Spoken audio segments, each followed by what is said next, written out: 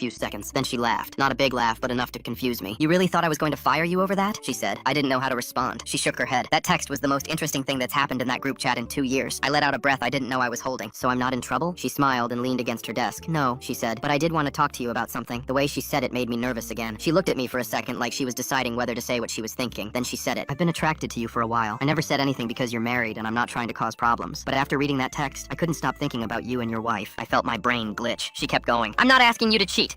I'm asking if you and your wife would be open to something together, the three of us. I stood there like an idiot trying to process what was happening. She handed me a piece of paper with her number on it. Talk to her, she said. If you're both interested, text me. I sat in my car for 10 minutes before driving home. I didn't know how to process what just happened. I walked in and my wife was on the couch. She saw my face and immediately asked what was wrong. I sat down next to her and told her everything. The apology, the laugh, the confession, the proposition. She listened without interrupting. When I finished, she was quiet for a second. Then she said, so your boss wants to sleep with both of us? I nodded. She tilted her head. Is she attractive? I pulled up a photo on my phone. My wife looked at it and her eyes went wide. Okay, she's bad, she said. Like, actually bad. I didn't know what to say. She looked at me and asked, do you want to do it? I told her I wouldn't do anything she wasn't comfortable with. She laughed. That's not what I asked, she said. Do you want to do it? I was honest. I said I didn't know, but I wasn't saying no. She smiled. Me neither, she said. We talked about it for hours. Ground rules, boundaries, what this would mean for us. By the end of the night, we were both in. I texted my boss. She replied with a wink emoji and an address. That weekend changed everything. And I don't mean it made things weird. I mean it brought us closer. We learned things about each other we never knew. Our marriage has never been stronger. I walked into that office convinced I was about to lose my job. I walked out with my boss's number saved in my wife's phone. Fellas, send the wrong text. You never know. Oh, and the neighbors? Yeah, they know my name now.